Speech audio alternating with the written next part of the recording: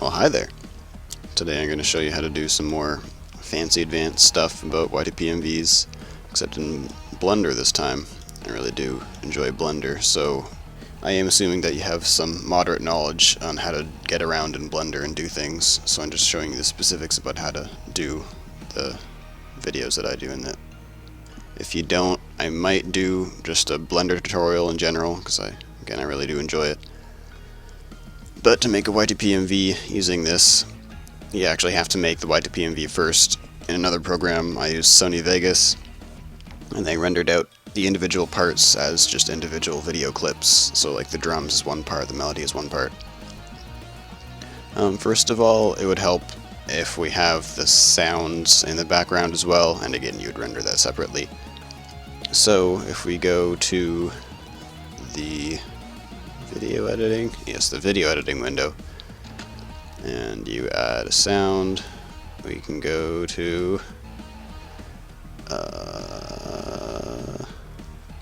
don't look at this, this is secret things. Ignore this. Yeah, we'll just do the basic stuff. Yeah, so here's the stuff that's rendered out for the ACCHess video. So now, when we go to just the regular thing, it'll just continue to play through there. So to get the videos in here, first we want an object that's about the same size, so we'll scale it 16 by 9 to get the right size ratio. And let's make a new material. I'll call this, I don't know, drums 1, and make a new material, or the new texture. And the whole thing with this is that you have an animated texture with a bunch of image sequences, or if it's just a video. So if we go to here, go drums 1, so you can see there's John smacking the butt closed for the drums. And just like any other material, or just like any other texture, we would need to do some UV unwrapping. It's super complicated. You open up the image editor, press U, and then press unwrap. Oh no, it's all weird. But now it isn't. So it's there. I do not think I scaled that right.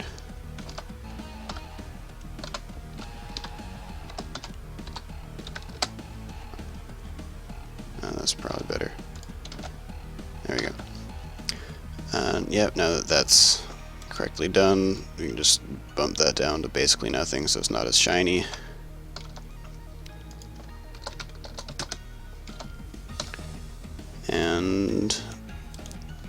But you'll notice it's not actually animating because it's dumb. What you need to do is click match movie length. Just, I don't know, you just do okay. And then as you scroll through the different frames, you can see it's actually animating. And yeah, you can't do it real time very easily, but yeah, that's the very, very basics. But how to get a video, and then if we just render out this thing, it would be all, you know, yeah, I won't do that right now. But now you could go and do your own stuff if you already know how to use Blender.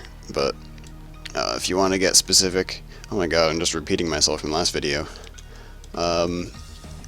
If you want to go more complicated and do the cave story stuff like I did, I could show you how to do that now. So, let's see. So what I did was I just made a plane, and cave story pixels, or cave story sprites are usually 15 by 15. So let's add 14 cuts and 14 cuts. Sorry if I'm going a bit fast. It's just I don't know, I tend to go fast anyway, because gotta go fast, or else videos take forever. They do anyway, but yeah, so let's just make the basic block here. I'll call this block, and again you go to texture, and we'll try to find that. Here I have a thing with all the blocks in it, and this just got all of the blocks in the game, so that'll be useful. And let's see if we can find it. I do remember it took a long time to find it, and I had to cut the time lapse. Yeah, here it is. Is this it, or is this it? Yeah, this is it. So, wait, was it? I don't know, whatever. Yeah, so you can go there, scale it down, and it should line up nicely. And you can do snap selected to pixels. There you go. That looks good. And if you look at that, that looks terrible. So we need to go to the image sampling. Usually it compensates for low resolution pictures by smoothing the pixels and whatever, but that is not what we want to do. So we turn off bitmap, turn off interpolation, and set this to box filter. And now it should look a lot more sharp, just like we want it. And yeah, that little weird purple fringe, because it's up there, I don't really know what to do about that, so and then what I did is I just duplicated that into a box shape, and then I moved that around, but I'm too lazy to do that right now. And then I, created the scene and plopped everything where it needs to be, blah blah blah. One other thing we can do, I really am just repeating the words I say. That's the previous video.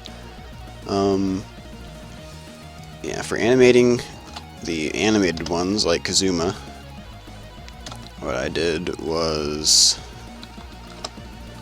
I just did this, and then instead of 14 cuts I did 29 cuts because he's double tall. And those Kaz and Kaz and open. Oh yeah, I just picked out the individual dude and put him into a separate Photoshop file. And you can just straight up open up Photoshop files in Blender, it's great. Do the same thing, disable that, do that, and unwrap, and Kazuma. Yeah, that's what I did. So these are the individual frames of animation. So I will show you how to animate that. No, that's not what I want. Project from view. There we go. And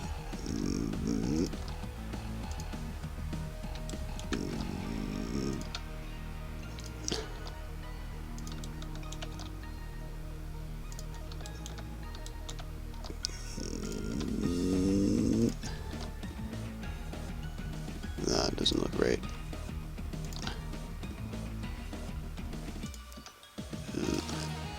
There we go.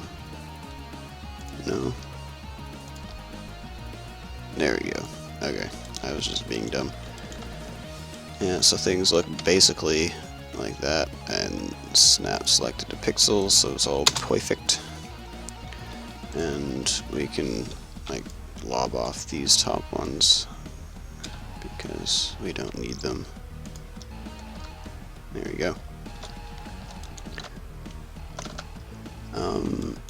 Yeah, one thing we can do to add transparency, we just turn on transparency, alpha to 0, And then we set this texture, I got it right this time, to affect the alpha as well. So now we have a nice transparent dude. It's like out of background or something. I don't know, I'm feeling boring. Let's do this.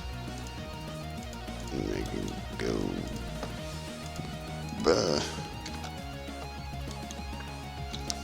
And I had a lot of trouble messing around with the shadows before, so in the end I just ended up unchecking traceable, so it just didn't have a shadow at all.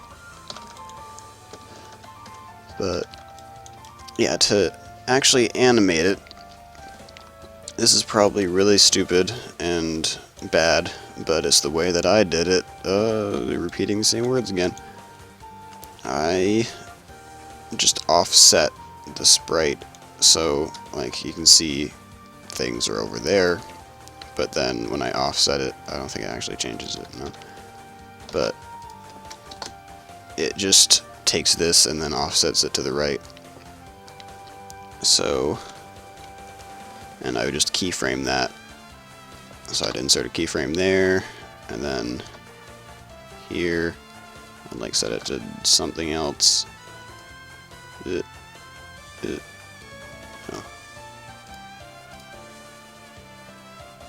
Yeah, 0.3 looks about right. Maybe.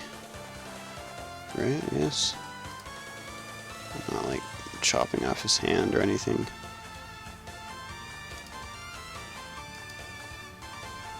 Eh. 3.5.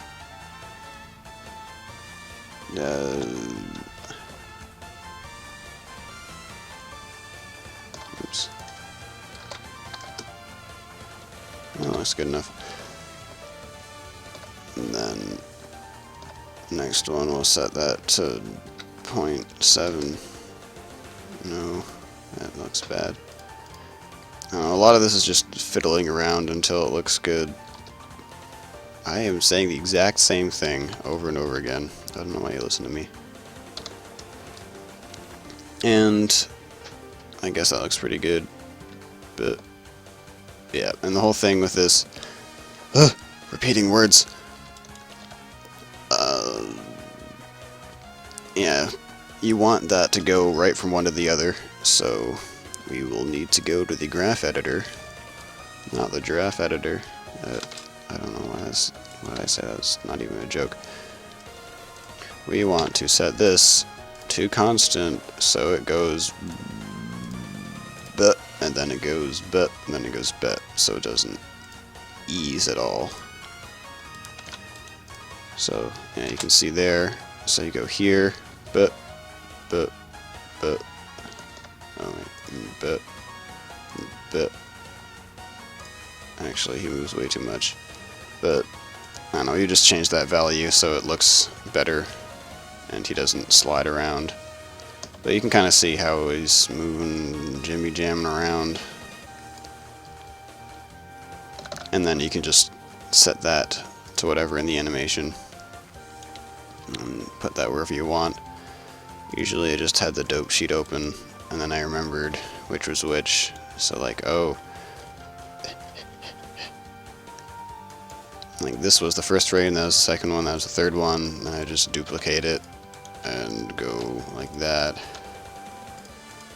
And then I just remember and go like that and stuff and make him dance or whatever. Yeah, I did some other fancy stuff with like the desks and the teleporter, but all that really was I would just open this up and like find the individual parts like that were on here, and like say I wanted his hair to be, actually, you know, I'll just do this, that's what I did before. Yeah, if I wanted his hair to be more 3D,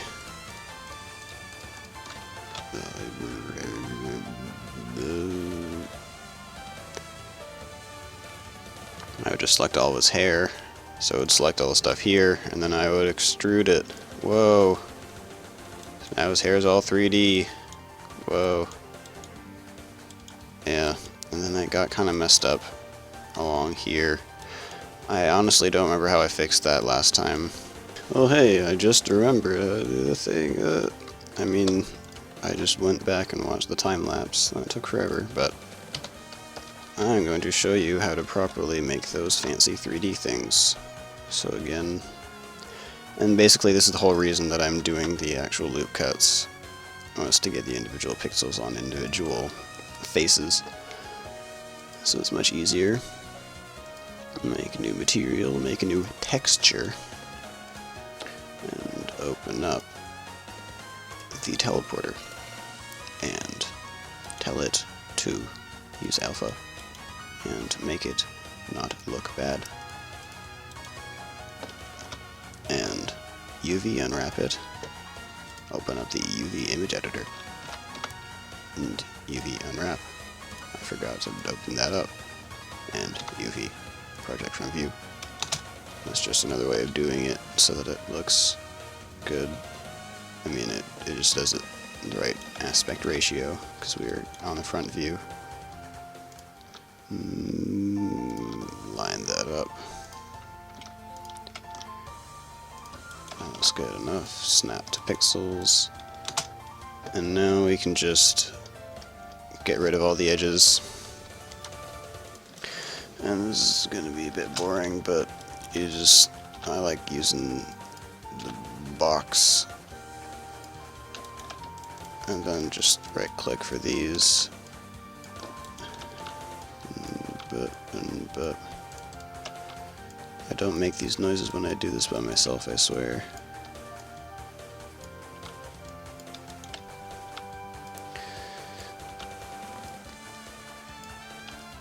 So how are you doing today? This is a bit less of a formal tutorial because I'm just rambling. But I thought I need to make this exciting for myself, so I'll actually do it in the first place. Okay, there we go.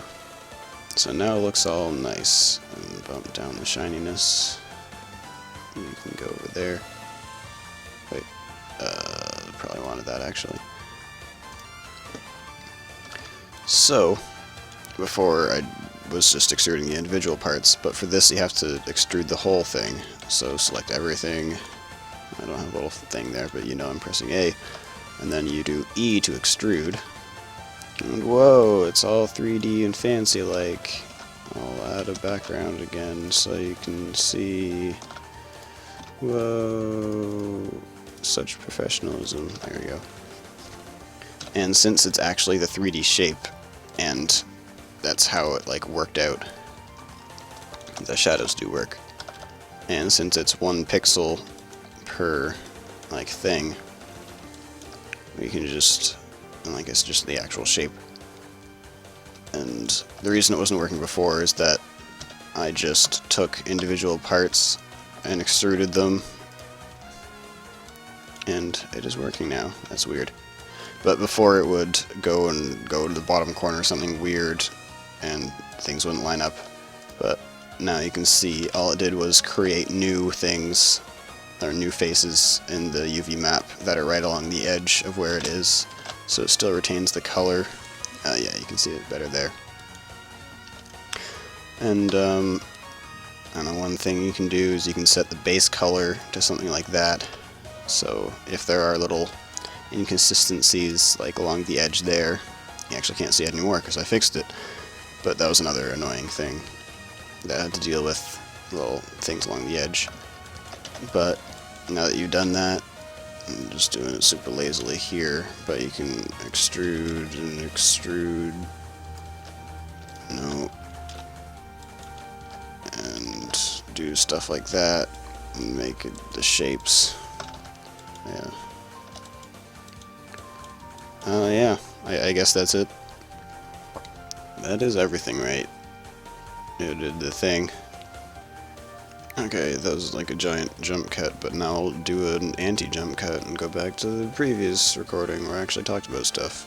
I think that's about it. I was gonna try to comment over the time lapse, but that was basically impossible, and I can't go through the whole thing because that took like, I don't know, a day to do.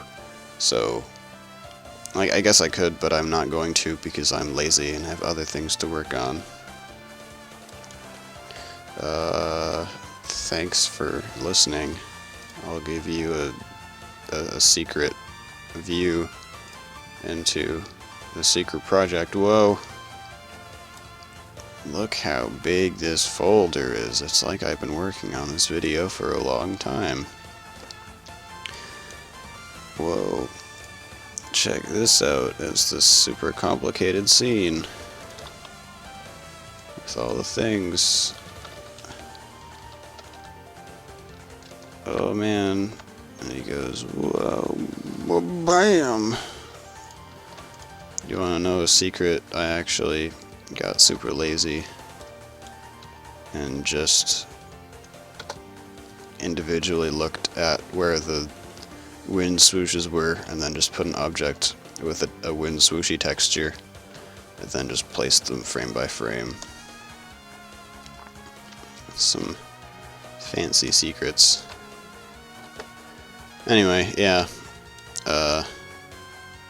Hope you learned something. Sorry if I was going too fast.